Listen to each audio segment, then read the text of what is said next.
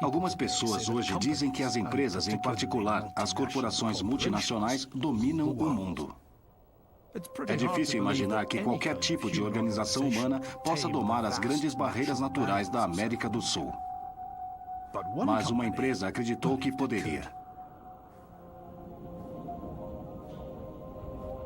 Construindo um gasoduto no valor de 1,5 bilhões de dólares, da Bolívia através do continente sul-americano até a costa atlântica do Brasil. Distribuindo gás através do gasoduto mais longo do mundo, 6.430 quilômetros da extremidade da Patagônia até a capital argentina, Buenos Aires. Projetos assim exemplificam a grande ambição do capitalismo moderno, mas só são possíveis graças a uma invenção: a empresa de sociedade anônima. Se o século XVI testemunhou a revolução no dinheiro e no crédito, e no século XVII o nascimento do mercado de títulos, então o passo seguinte na história da ascensão do dinheiro foi o surgimento da empresa de sociedade anônima. Mas a capacidade da empresa transformar nossas vidas dependeria de outra inovação: a Bolsa de Valores. O preço que as pessoas estão dispostas a pagar pelas ações de uma empresa no mercado indica quanto elas acham que as empresas farão no futuro. Mas como descobrimos nos últimos meses de agitação financeira, as bolsas de valores também podem ser bolsas de choque. O futuro é sempre incerto, mas os seres humanos tendem a ser muito otimistas. Quando os preços aqui na Bolsa de Valores de Nova York sobem de uma vez, é como se os investidores fossem tomados por uma euforia coletiva. O que o antigo presidente da Federal Reserve, Alan Greenspan, uma vez chamou de exuberância irracional. As bolsas de valores podem mesmo ser como bolhas de sabão. Nunca sabemos ao certo quando vão estourar. A exuberância foi especialmente irracional e o estouro particularmente doloroso para a empresa que propôs esses vastos projetos na América Latina. A Enron se tornou a maior fraude empresarial da história moderna dos Estados Unidos. Mas a Enron estava muito longe de ser o único esquema empresarial desde que as ações foram compradas e vendidas pela primeira vez há 400 anos. As práticas duvidosas que tornou famosas ainda vivem. Na verdade, foram um fator-chave para a crise financeira pela qual passamos hoje. Contabilidade adulterada? Preços de ações manipulados? Isso já foi feito por séculos. Nada ilustra mais claramente do que a história das bolhas do mercado de ações. A dificuldade que os seres humanos têm em aprender com a história.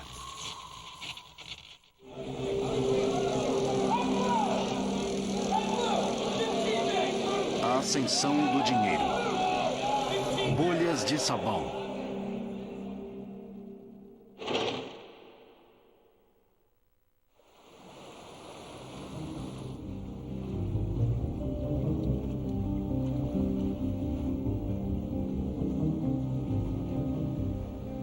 Escondida entre os muitos esplendores de Veneza, há uma pequena pista para uma das aventuras mais impressionantes de toda a história financeira.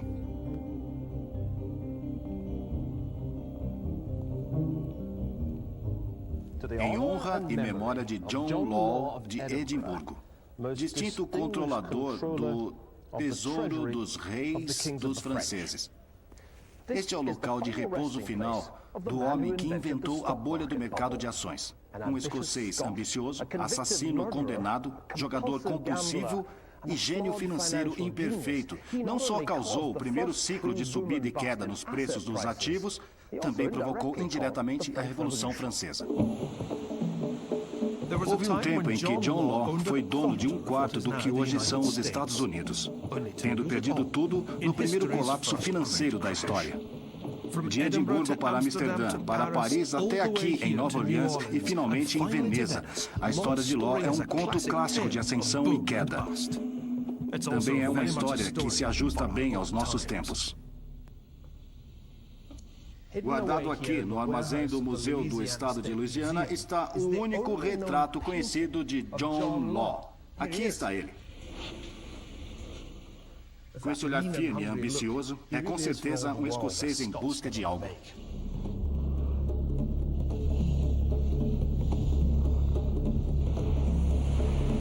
O caminho que levou Law da obscuridade à celebridade e à notoriedade é um caminho que muitos dos grandes apostadores no mercado de ações surgiram desde então. Law nasceu aqui em Edimburgo, em 1671, filho de um ourives bem-sucedido e herdeiro do Palácio de Lauriston. Em 1694, quando vivia em Londres, Law matou um homem num duelo por uma mulher e foi condenado à morte. De algum modo, Law conseguiu escapar da prisão e fugiu para Amsterdã. Não poderia ter escolhido uma cidade melhor para passar desapercebido. Na década de 1690, Amsterdã era a capital mundial da inovação financeira. Para ajudar a financiar sua guerra contra a Espanha, os holandeses implementaram uma das primeiras loterias nacionais do mundo. Para proteger seus mercadores de cunhagem duvidosa, criaram o primeiro banco central do mundo. Mas aquela que teve o maior impacto sobre Law foi a mais importante invenção holandesa de todas: a empresa.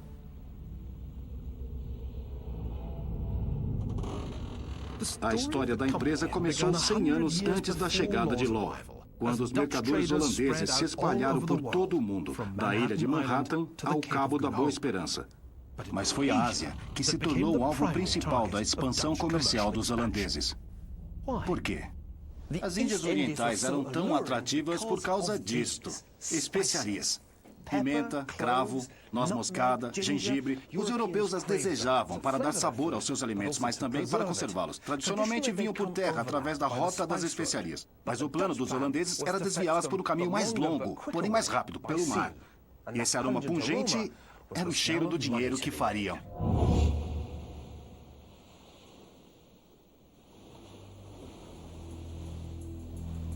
Este quadro mostra o retorno de uma das primeiras frotas holandesas do Oriente. A inscrição diz: 4 navios navegaram para ir buscar especiarias em Bantam e também para estabelecer postos comerciais, e regressaram carregados de riquezas ao porto de Amsterdã. Saída em 1º de maio de 1598, retornou em 19 de julho de 1599. O comércio de especiarias asiáticas era tão lucrativo que apenas uma viagem pagava os custos de construção de um navio como este. Mas a viagem até o Oriente, passando pelo Cabo da Boa Esperança, era tão longa e tão perigosa que os mercadores tiveram que unir seus recursos e seus riscos. O resultado foram cerca de 6 novas empresas dedicadas ao comércio com o Oriente.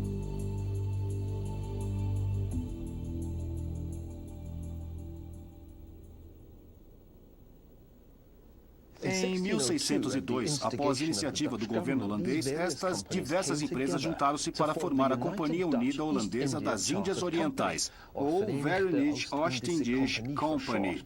E esta é a sua licença original, que diz que a empresa gozaria do monopólio de todo o comércio, desde o Cabo da Boa Esperança ao Oriente, até o Estreito de Magalhães, praticamente metade do mundo. A estrutura da nova entidade era inédita. O capital da empresa foi dividido de forma desigual entre as maiores cidades holandesas. Os cidadãos eram convidados a participar do novo empreendimento, investindo. E era na forma deste investimento que estava a verdadeira novidade. Este quadro maravilhoso pertence à família de um dos fundadores da Companhia das Índias Orientais, Dirk Bass. Por 6.000 florins, ele e outros 16 então chamados participantes se tornaram os diretores executivos da empresa Windrembers. Mas depois de 1606, quem investisse o seu dinheiro na Companhia das Índias Orientais recebia um active, literalmente ação, ou como diríamos, um pedaço da ação, uma parte dos futuros lucros da empresa. E aqui está ele, o primeiro certificado de ação do mundo, emitido pela primeira empresa multinacional do mundo há quase 400 anos.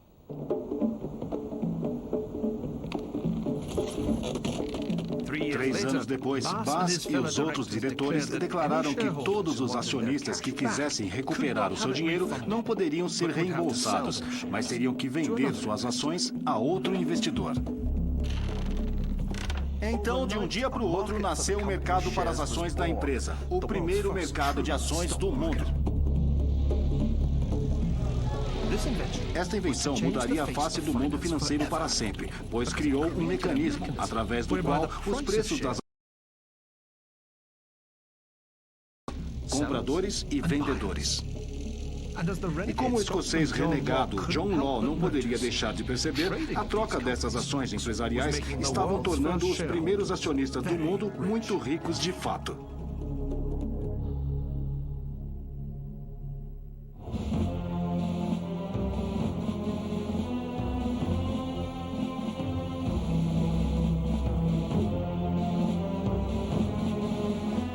Em 1610, a primeira empresa de sociedade anônima, a Companhia Holandesa das Índias Orientais, estava pronta para conquistar o mundo. Tinha uma nova concessão, novos acionistas e uma crescente procura por suas ações. Mas teve que lutar para sobreviver. Literalmente. Depois de ter estabelecido uma rede de fábricas e armazéns por todo o sudoeste asiático, de Java até a Índia, a companhia teve de mudar para manter seus concorrentes espanhóis e ingleses afastados. Com 40 navios de guerra e um exército privado de 10 mil soldados, os diretores da Companhia das Índias Orientais foram os primeiros tubarões empresariais.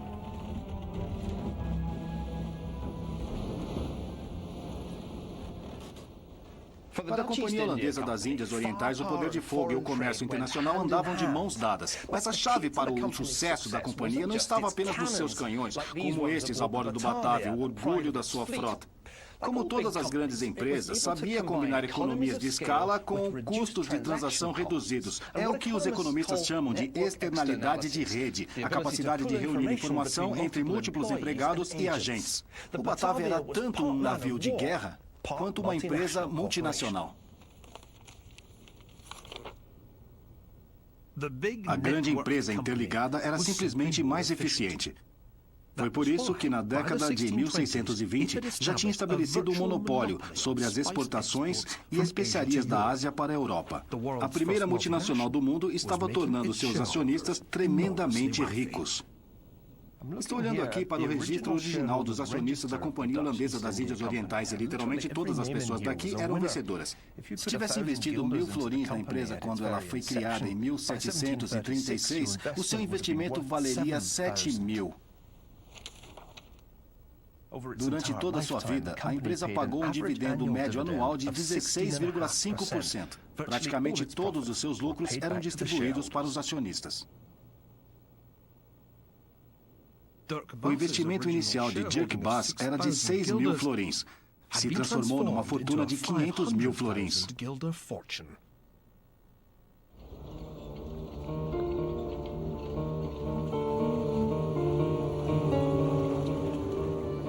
Para John Law, escondido em Amsterdã depois de ter fugido da forca em Londres, o funcionamento da Companhia Holandesa das Índias Orientais foi uma revelação.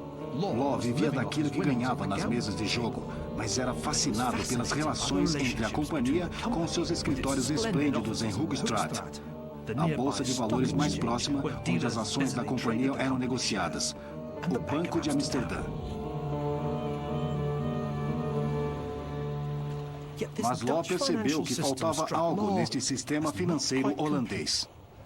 Para a capacitada mente financeira de Law, faltava um ou dois truques aos holandeses. Primeiro, parecia uma loucura total limitar o número de ações da Companhia das Índias Orientais quando os mercados estavam claramente receptivos.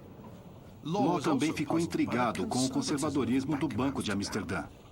Haviam criado um sistema interno que permitia aos mercadores liquidarem suas contas através de transferências diretas sem dinheiro vivo, mas não tinha emitido notas verdadeiras para o público.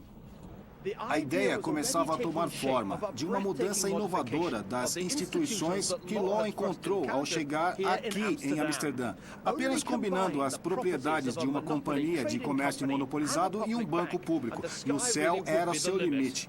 Law estava se preparando para criar um novo sistema financeiro, uma nação em suspeita.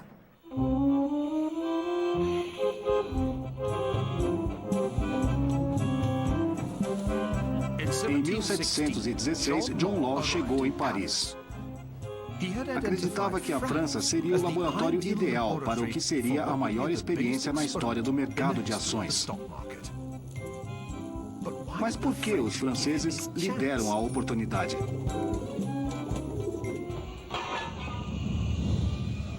A resposta é que a França passava por uma grave crise fiscal.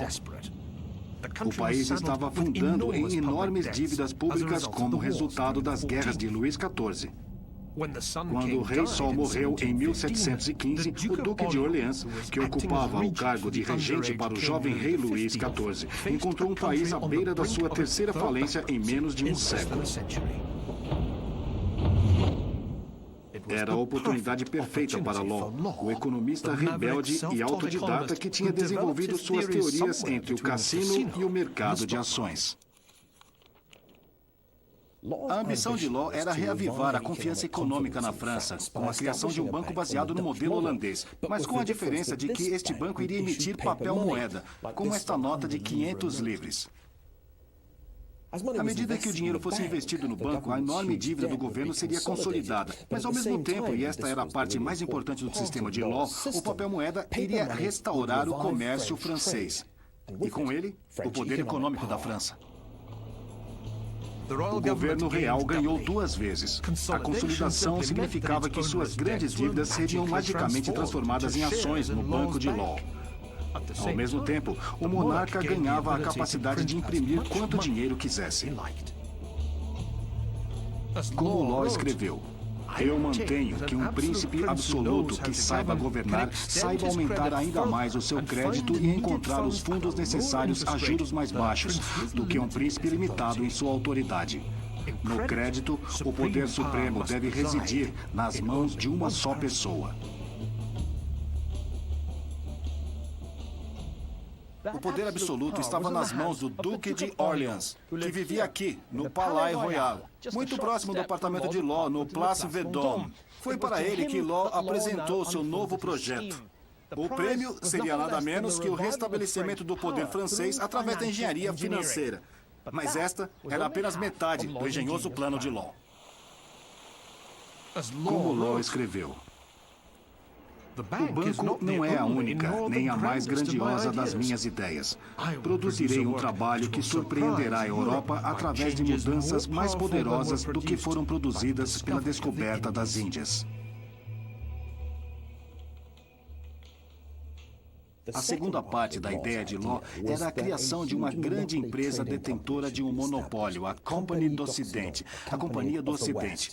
Ele dizia que toda a nação iria se tornar um grupo de acionistas e o próprio Law, aqui chamado de diretor-chefe da empresa, estaria em seu comando.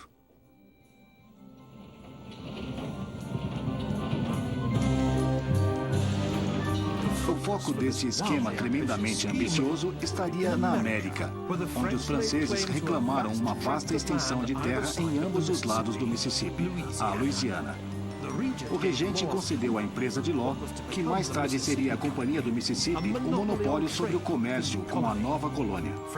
Os franceses, independentes da posição social, eram encorajados a comprar ações da companhia. O nome de Law encabeçava a lista de diretores.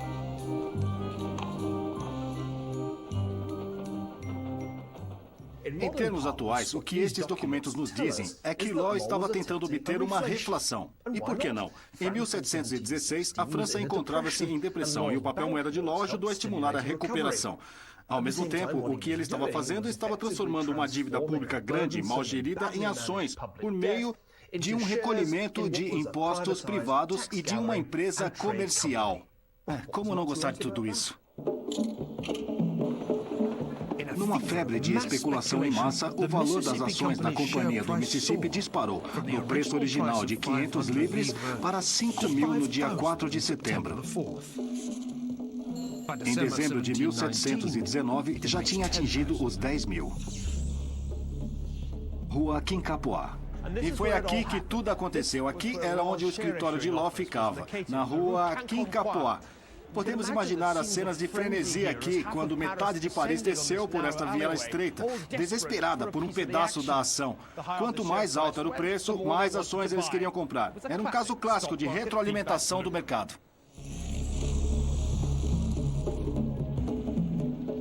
Foi neste período agitado que o termo milionário surgiu pela primeira vez. Sim, os milionários, assim como os empreendedores, foram inventados na França. Em janeiro de 1720, John Law era o mais rico de todos. Luís XIV havia dito: "L'État, c'est moi." Eu sou o Estado. Agora, o escocês renegado John Law podia dizer: "L'économie, c'est moi." Eu sou a economia. Instalado em sua luxuosa suíte aqui na Place Vendôme, ali está o Hotel Ritz. Law tinha obtido a maior concentração de poder financeiro em suas mãos do que qualquer outro indivíduo na história francesa. Como controlador geral das finanças francesas, detinha literalmente o controle sobre a coleta de todos os impostos indiretos da França. Toda a dívida nacional francesa, das 26 casas da moeda que produziam as moedas de ouro e prata do país, da Companhia das Índias, mais conhecida como Companhia do Mississippi, que tinha o monopólio da importação do tabaco, do comércio francês com a África e a Ásia, da colônia da Louisiana, que cobria cerca de 1/4 daquilo que hoje são os Estados Unidos. E por direito, Law também era dono do Palácio Mazarin, mais de 1/3 dos edifícios em volta do Place Vendôme, mais de 12 mansões, várias plantações na Louisiana e 100 milhões de livres em ações da Companhia do Mississippi. Nada mal para um homem que, quando chegou aqui 12 anos antes, tinha sido identificado como um joueur, um jogador profissional e um possível espião. Em janeiro de 1720, o triunfo de Law parecia completo. Um assassino escocês era então o primeiro-ministro da França. O problema de Law era que ele não tinha uma ideia clara de quando parar. Pelo contrário, tinha um forte interesse pessoal em imprimir mais dinheiro que o seu próprio banco controlava, para aumentar o valor das ações de sua empresa. Felizmente para Law, tanto seu banco como sua empresa agora operavam no mesmo prédio, o Palácio Mazarin, que por acaso também lhe pertencia. Então tudo o que precisava fazer para subir o preço das ações da empresa era caminhar pelo corredor da sala onde as ações eram emitidas até a sala onde o dinheiro era impresso. Pode-se dizer que Law tinha se tornado o maior negociador interno. Em essência, o sistema de Law era o que hoje chamamos de esquema Ponzi, nomeado assim devido ao lendário vigarista ítalo-americano Charles Ponzi. Para pagar os generosos lucros que promete ao primeiro lote de idiotas, o esquema Ponzi precisa de receber mais dinheiro do segundo lote de idiotas. No esquema de John Law, a aquisição de outras empresas e os dividendos generosos que Law pagava eram financiados não a partir dos lucros da empresa, mas pela venda de novas ações.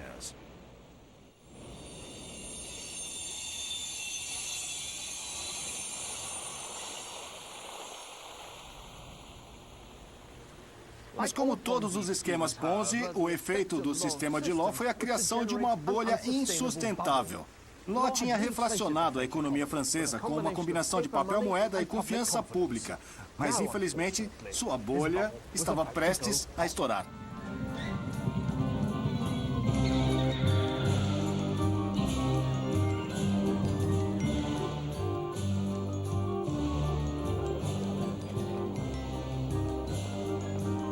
No início de 720, a França estava tomada por uma febre, a bolha do Mississippi.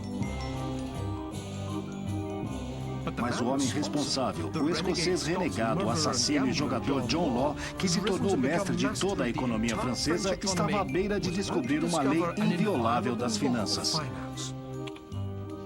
As árvores não crescem até o céu.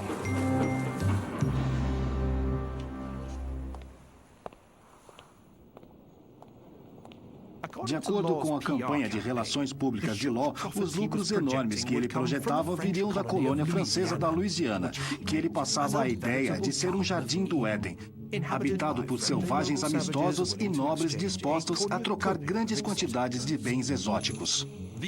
Os bens seriam levados para a França através de uma nova cidade construída na foz do Mississippi, Nova Orleans, chamada assim para bajular o sempre suscetível regente francês, Duque de Orleans. Tudo o que faltava na colônia eram colonos. Ao perceber que os franceses estavam mais interessados na especulação do mercado de ações do que no trabalho duro da colonização, Law lançou uma campanha de recrutamento perto da fronteira franco-germânica. Vários milhares de alemães corajosos se alistaram e partiram para a Terra Prometida.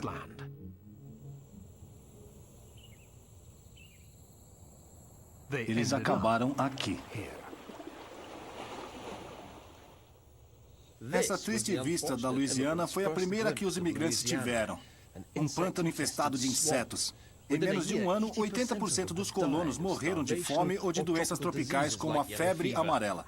Infelizmente para Law, o principal ativo da Companhia do Mississippi, o monopólio sobre o comércio com a Louisiana, parecia ser mais ou menos inútil. Como um documento holandês descreve, esta é a maravilhosa terra do Mississippi, famosa pela negociação de ações, que através da mentira e da conduta desonesta, dilapidou inúmeros tesouros. Independente de como o homem olhe para as ações, são vento e fumaça e nada mais. Para Law, o sucesso econômico dependia da confiança. Mas isso foi abuso de confiança.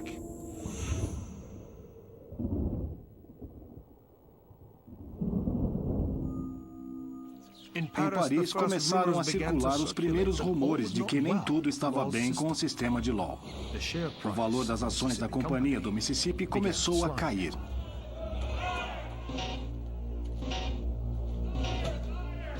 Numa tentativa desesperada de evitar o colapso, Law pediu ao Duque de Orleans para cortar o preço oficial por ação de 9.000 livres para 5.000.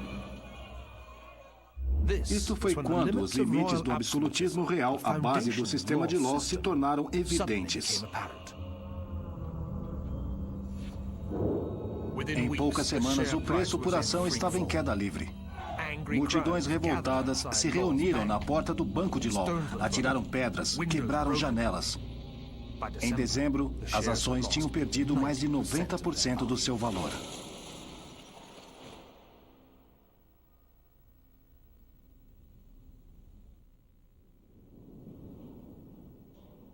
Este mapa francês de 1730 nos dá uma representação visual extraordinária da primeira bolha do mercado de ações no mundo.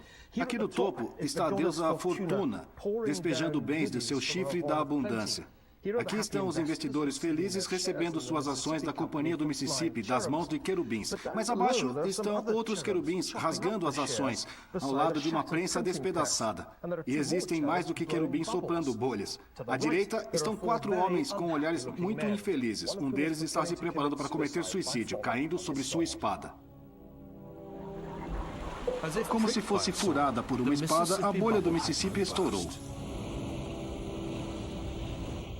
Foi neste momento que Law, visto como vilão pelo povo francês, fugiu do país.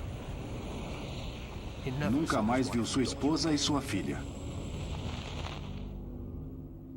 Passou o resto da sua vida em Veneza, dividindo seu tempo entre escrever cartas longas e autojustificatórias e o jogo.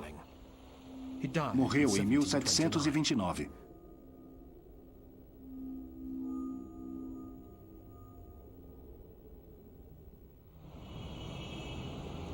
Na França, contudo, seu legado devastador continuou vivo. A bolha e o fracasso de Law fatalmente regrediram o desenvolvimento financeiro da França, afastando os franceses do papel moeda e das bolsas de valores por mais de uma geração. A crise fiscal da monarquia francesa não foi resolvida, e durante os reinados de Luís XV e Luís XVI, a coroa viveu com grandes dificuldades. Por fim, a França passou da falência real à revolução.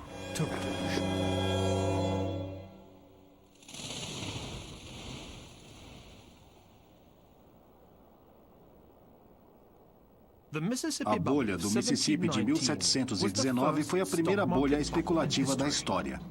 mas não foi de forma alguma a maior. Quando pensamos em bolhas especulativas, pensamos nisto.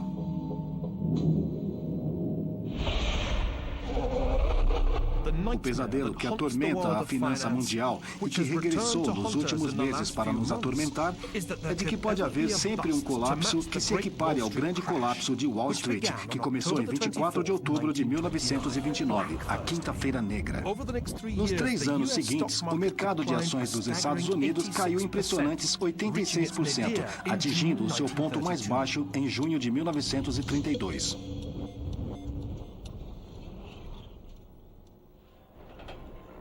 O que foi pior é que esta deflação no preço das ações foi acompanhada pela pior depressão em toda a história.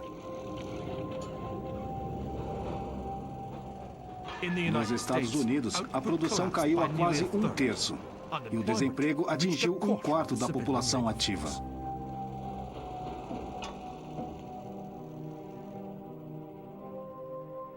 Por que o colapso financeiro de 1929 aconteceu? Por que é que todas estas crises acontecem? Esta continua sendo uma das questões mais debatidas na história financeira.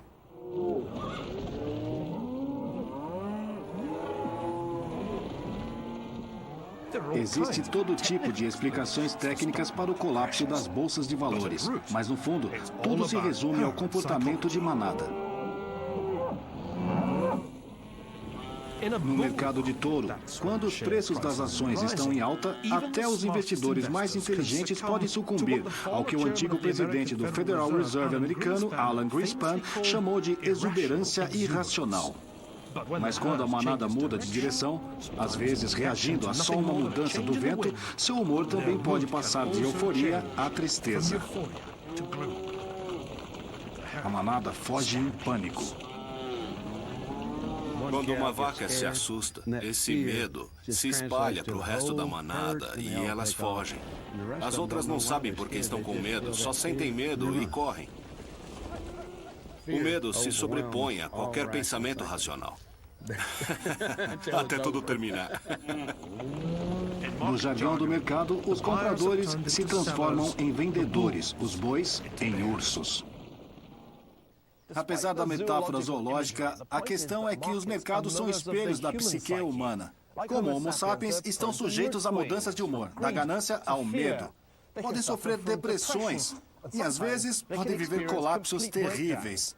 Isso acontece com mais frequência do que algumas teorias financeiras nos levariam a suspeitar, mas não com tanta frequência que nos deixe preparados para a próxima crise.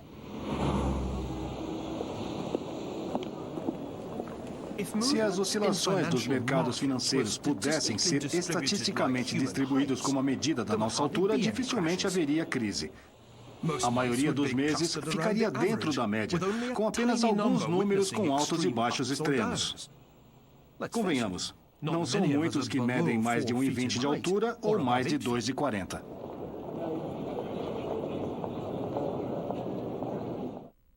Esta é a clássica curva em forma de sino, onde as coisas são distribuídas de acordo com sua frequência, com os eventos mais frequentes agrupados nessa zona central e os relativamente raros anões e gigantes agrupados aqui nos extremos. Por isso é uma curva tão acentuada, porque a maior parte das alturas humanas está próxima da média. Mas se aplicarmos o mesmo princípio aos mercados financeiros para as oscilações diárias nas bolsas de valores, temos uma coisa que se assemelha mais a isto, com poucas oscilações relativamente pequenas e mais oscilações acentuadas de queda ou de aumento. E é isto que os estatísticos se referem quando falam de caudas longas ou caudas gordas. Se as oscilações dos mercados fossem distribuídas como as nossas alturas, uma queda de 10% aconteceria apenas uma vez a cada 500 anos. E quedas anuais de 20% nas bolsas de valores seriam raras, como as pessoas que têm 2,10 metros de altura. Quando, na verdade, já ocorreram 7 crises dessas no último século. Acontece que aqueles que temiam que o breve pânico de outubro de 1987 se tornasse a próxima grande crise estavam errados. O mercado teve um mês realmente ruim, mas passou. Mas essa bolha forneceu uma oportunidade de ouro para a fraude empresarial. A Companhia do Mississippi de John Law foi para a bolha que iniciou o século XVIII, o mesmo que a outra empresa que foi para a bolha que terminou o século XX. Era uma empresa que prometia aos seus investidores uma riqueza além dos maiores sonhos de avareza. Uma empresa que afirmava ter reinventado todo o sistema financeiro e era uma empresa que tirava partido das suas ligações políticas privilegiadas para chegar ao topo do mercado de ações. Nomeada pela revista Fortune a empresa mais inovadora da América durante 6 anos consecutivos, essa empresa foi Enron. 7 anos após seu colapso, muitos de nós atiramos a Enron na lata de lixo da história financeira. Mas ela foi pioneira em muitas práticas empresariais duvidosas que ainda nos assolam nos dias de hoje.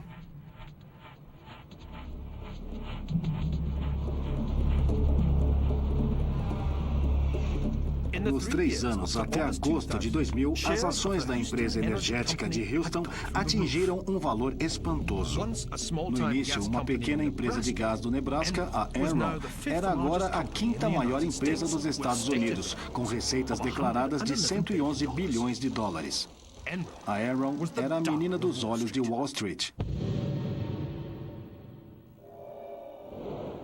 Mas um pouco de conhecimento histórico talvez tivesse levado os investidores da Enron a pensar 2 vezes. De fato, a história da Enron foi como uma reprise da bolha do Mississippi, 280 anos antes. O plano de John Law tinha sido o de revolucionar as finanças do governo francês. Ken Lay, o presidente da Enron, planejava revolucionar o negócio de energia global.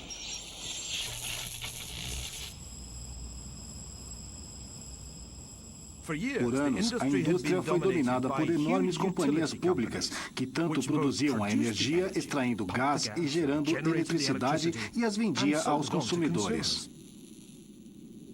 A grande ideia de Lay foi criar um tipo de banco de energia que funcionaria como intermediário entre os fornecedores e consumidores. Seu sonho era tornar a Enron a maior empresa energética do mundo. Na onda de otimismo que se vivia no momento, estava a diretora executiva da Enron, Sharon Watkins. Foi muito intenso. Sentíamos que se tivéssemos uma boa ideia, a Enron nos daria o dinheiro e a colocaríamos em prática. Éramos muito jovens. Como John Law, Ken Lay tinha amigos nos lugares certos. Tinha contribuído generosamente para a campanha presidencial de George W. Bush.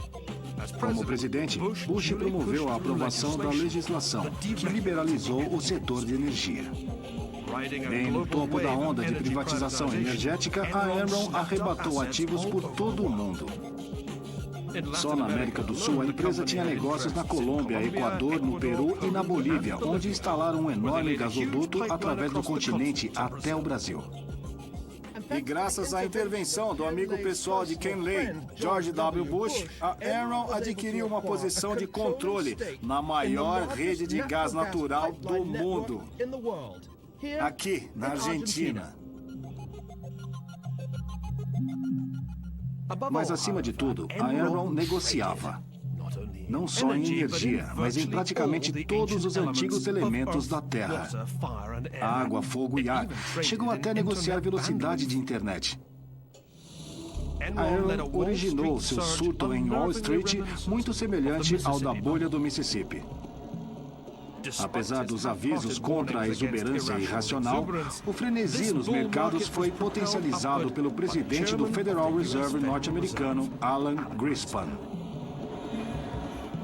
Como aconteceu no tempo de John Law, uma bolha especulativa só podia ocorrer se houvesse abundância de dinheiro. E ao subir as taxas de juros, somente uma vez entre junho de 1990 e fevereiro de 1995, Greenspan assegurou isso mesmo.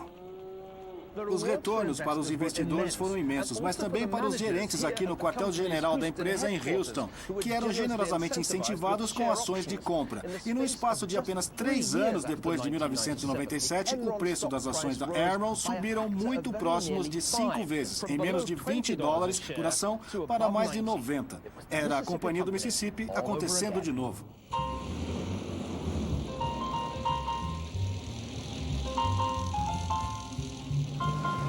Nenhuma cidade acostumada com a vida extravagante e sustentada pelo petróleo tinha visto algo assim.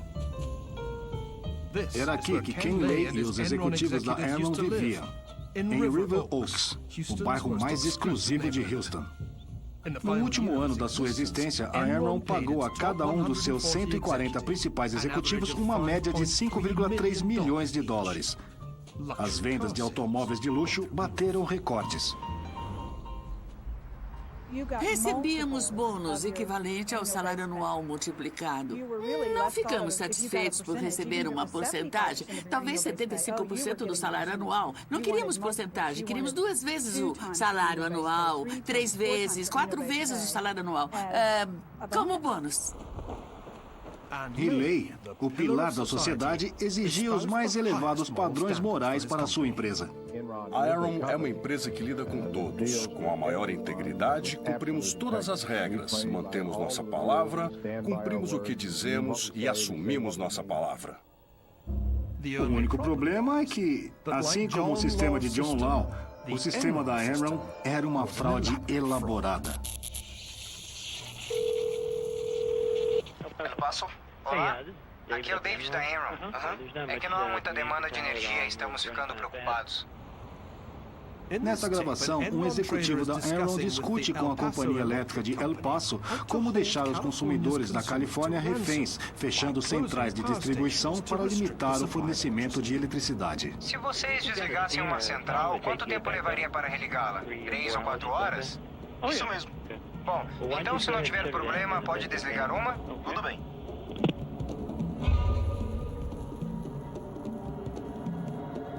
O resultado não foi os preços mais altos que a Enron queria, mas também, apesar de haver muita energia disponível, apagões frequentes para os consumidores.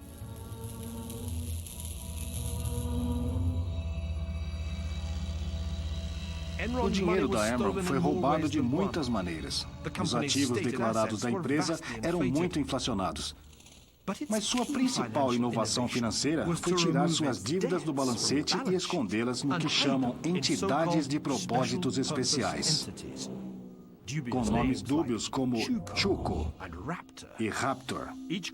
A cada trimestre, os executivos da empresa tinham que usar mais truques e mais disfarces para fazer as perdas parecerem lucros. Não poderia durar. Quando você altera os livros e tenta esconder isso, está frito. Quando perceberam que o jogo estava à beira do fim, Lee e seus companheiros começaram a se desfazer de centenas de milhões de dólares em ações, mas ao mesmo tempo que garantindo ao público que o preço das ações continuaria a subir. Como as tentativas desesperadas de John Law para segurar a queda das ações da Companhia do Mississippi, todas as garantias de Ken Lay foram em vão. Em 15 de novembro de 2001, Alan Greenspan, o presidente do Federal Reserve norte-americano, recebeu o prêmio da Enron por serviço público de distinção, colocando seu nome em um quadro de honra que incluía Mikhail Gorbachev e Nelson Mandela.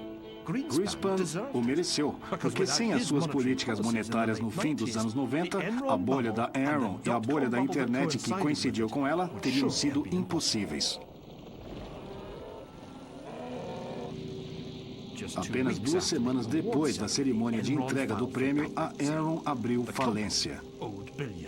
A empresa devia bilhões, mas quantos bilhões?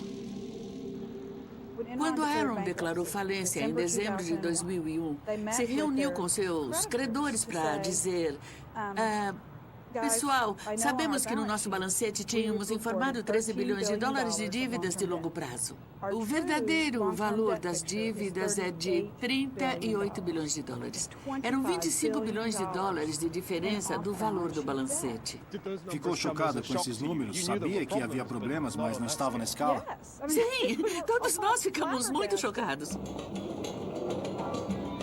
No dia anterior à demissão de 4.500 empregados da sede da Enron, uma roda final de cheques de bônus foram emitidos para executivos. Em maio de 2006, Ken Lay foi condenado pelas 6 acusações de fraude financeira. O seu amigo Jeffrey Skilling foi condenado a 24 anos de prisão. Lei morreu antes da sentença, durante suas férias em Aspen, Colorado. Mas as práticas fraudulentas que proporcionaram a ascensão e a queda da Enron não morreram com Ken Lay. Pelo contrário, o hábito de esconder dívidas do balancete, no qual a Enron foi pioneira, se espalhou pelo sistema financeiro ocidental. A popularização desta contabilidade duvidosa tem sido um fator-chave na crise atual. Em muitos aspectos, acho que o problema da Enron estava numa placa de Petri e que o germe se espalhou pelos mercados financeiros. Alguns deles vêm de negociadores e gerentes da Enron que trabalham hoje em bancos e no setor energético. A podridão está em todo lugar nos mercados financeiros.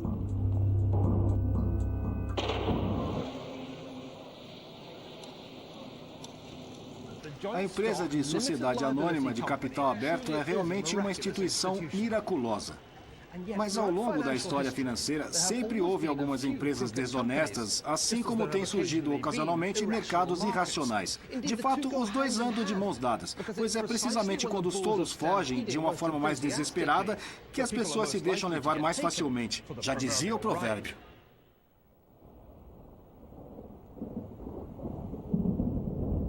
Como vimos no último ano, o caminho dos mercados financeiros nunca é suave como queremos. Desde o início da atual crise do crédito, alguns mercados de ações mundiais chegaram a cair quase 50%. Enquanto nossas expectativas de futuro continuarem oscilando do otimismo excessivo ao pessimismo excessivo, da ganância ao medo, o valor das ações continuará a riscar uma linha não muito diferente dos picos recortados e irregulares dos Andes. Como investidores, só temos que esperar que quando tivermos que descer do cume da euforia, seja suavemente com esquis debaixo dos pés, e não de um penhasco íngreme. Mas será que não há nada que possamos fazer para nos proteger de quedas reais e metafóricas? Como veremos no próximo episódio de A Ascensão do Dinheiro, o mundo financeiro é tanto sobre risco como sobre lucro. E a grande questão é: você está assegurado ou está coberto?